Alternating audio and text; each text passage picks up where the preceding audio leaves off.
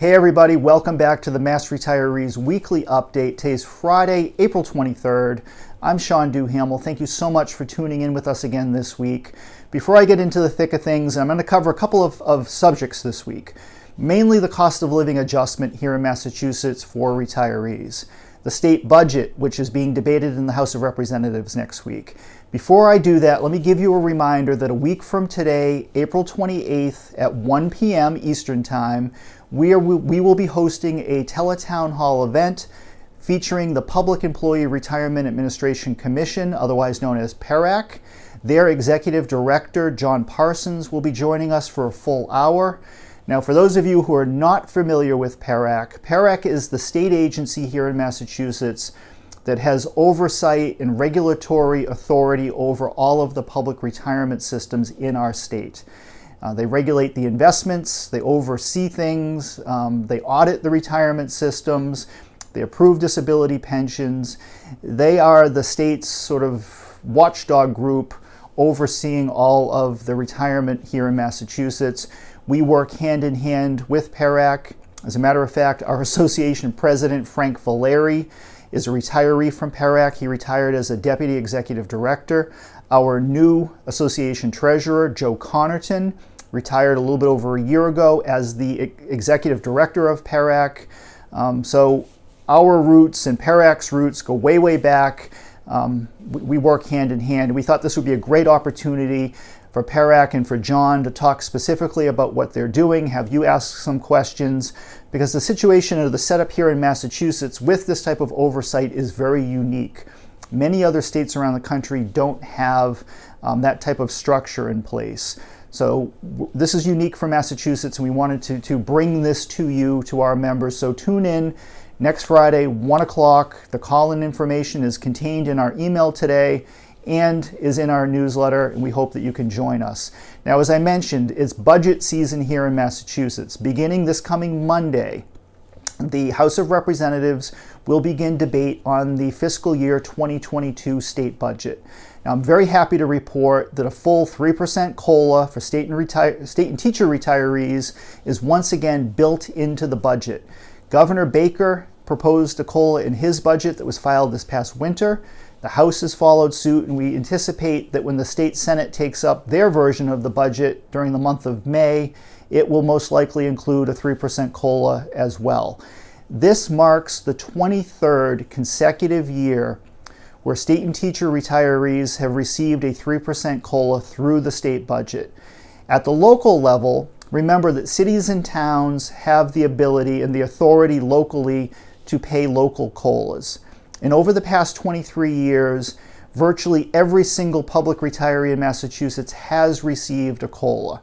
And what makes Massachusetts unique is that every COLA that you receive becomes a permanent part of your personal pension. In most other states and most public entities around the country, cost of living increases are ad hoc. They're not an annual benefit. And in most cases, when they are paid, it is treated as a bonus or a so-called 13th check. And that bonus does not become a part of that retiree's pension. It's a one-time payment. Even though in some cases it could be a couple of $1,000s, it's a one and done. It does not stay with you. It's not paid again. Where here in Massachusetts, every COLA benefit that you receive is cumulative. It adds up. It can never be taken away. It becomes a permanent part of your pension. And I'm going to talk a little bit at the end of this video about what we're doing going forward of trying to increase and enhance COLA benefits here in Massachusetts. But I want to give credit where it's due. I want to thank the state legislature and Governor Baker for their commitment to public retirees, to making sure that year in and year out, for more than 2 decades now, the Commonwealth has honored its commitment. It's provided that annual COLA benefit, and it's something that we can be proud of, and it's a great benefit to all of you. And it really goes back to one of the core functions of our association, is making sure as best as possible that your pensions can keep pace with inflation, and that they're going to grow. Even though it's a modest increase year over year, it is still growth, and it's something that, again, for 23 straight years we've had a COLA. Also with the budget, the State Group Insurance Commission is fully funded, and retiree and active employee contribution percentages remain unchanged. So this is great news. We've reported extensively on the GIC in our current newsletter, The Voice, the May edition. We're very pleased that the status quo under the GIC remains. We're not seeing any sharp increases or any out-of-pocket increases whatsoever. So that's good news. And if you've been following this over the course of a few years, you know that at times we've had a huge fight on our hands when it comes to funding for the GIC and benefit levels under the GIC and contribution rates under the GIC. And right now that's not the case. Everything is very stable and very good, and let's hope it stays that way.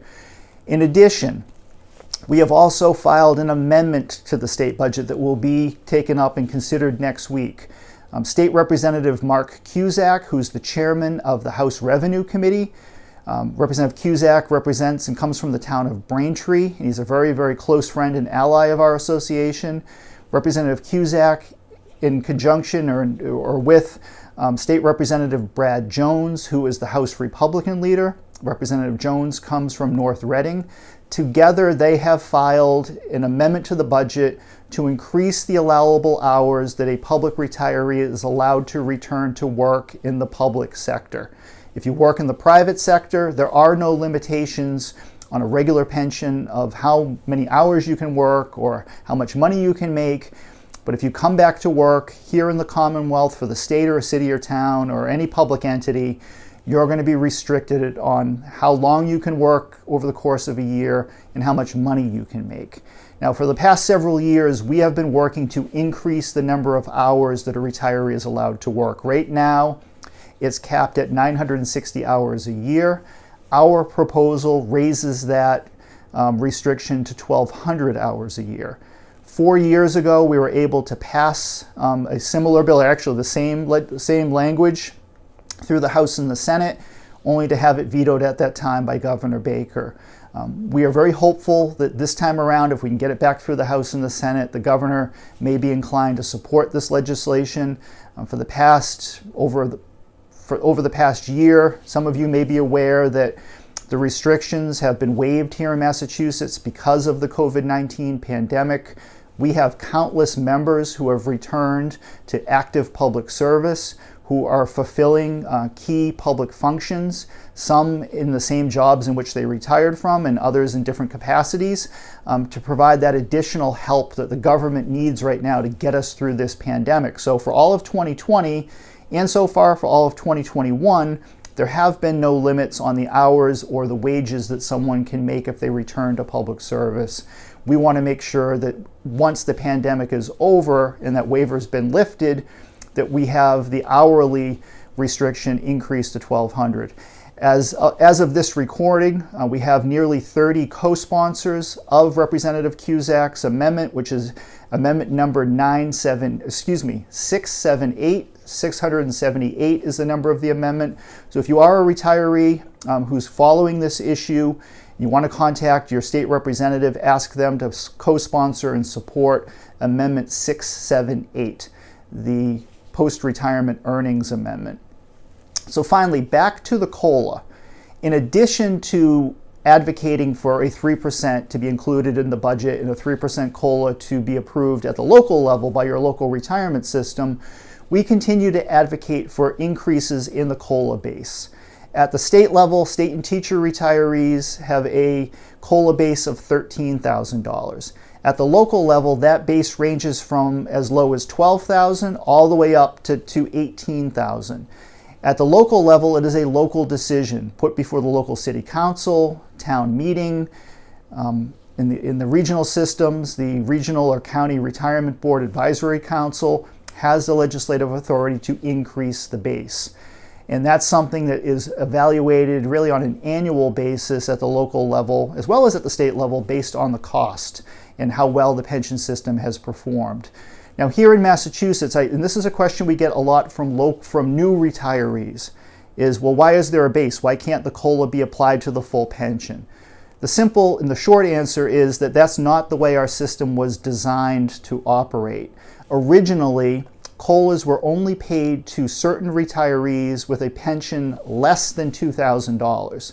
So back in the early 1970s, one of the first bills that our association was successful in getting passed was increasing or changing the law to allow all retirees to receive a COLA benefit regardless of the size of the pension.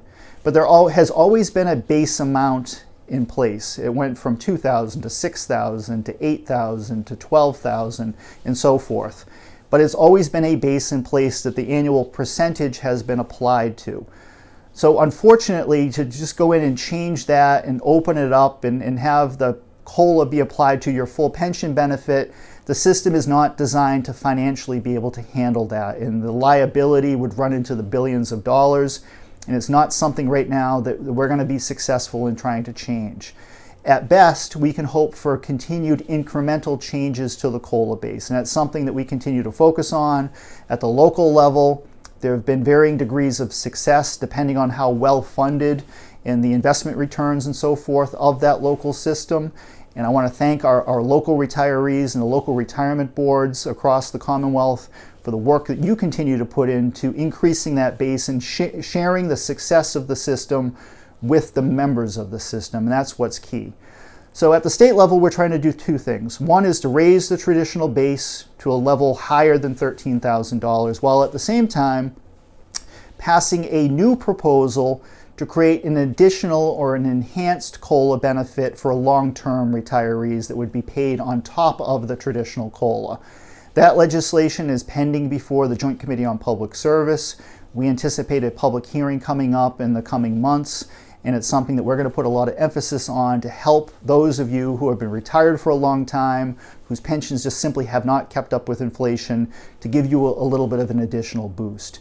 But in the meantime, we can't be happier and more thankful to the legislature and to local officials for making sure that, again, for 23 straight years, we've had a COLA increase here in Massachusetts, and our members have benefited from this and will continue to benefit. So with that, if you can, join us next Friday for our teletown hall with PERAC. It's going to be very, very informative. But until then, thank you so much, and please stay safe.